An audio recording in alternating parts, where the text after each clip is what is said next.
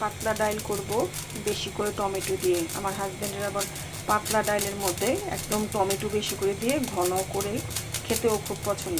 আমার ডাল কমপ্লিট, এখন ডালটাকে বাগার দেব। আসসালামু আলাইকুম বন্ধুরা, আমি এখন গরুর মাংস পেঁয়াজ ভাজতেছি। গরুর মাংস রান্না করব। আর আপনার গরুর মাংসতে যে আলু দেব সেই আলুগুলি তেলে আলু লবণ দিয়ে তেলে ভেজে নেব।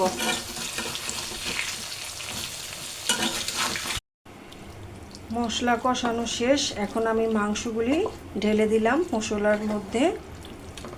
আর হলো আমার আলুও ভাজা হয়ে গেছে, আলু যে তেলে ভাজছিলাম সেই আলুগুলিও ভাজা হয়ে গেছে।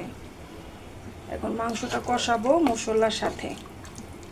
মাংস কষানো শেষ, এখন আমি মাংসের মধ্যে গরম পানি দিয়ে দিব।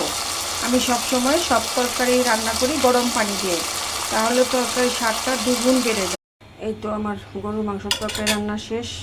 আজকেও পাতলা ডাল রান্না করলাম টমেটো দিয়ে বেশি করে ঘন করে, আর শুধু গরুর মাংস রান্না করা হয়েছে আলু দিয়ে, আর কিছু না। আজকে শরীরটা বেশি একটা ভালো ছিল না, তাই তেমন কিছু রান্না করতে পারিনি।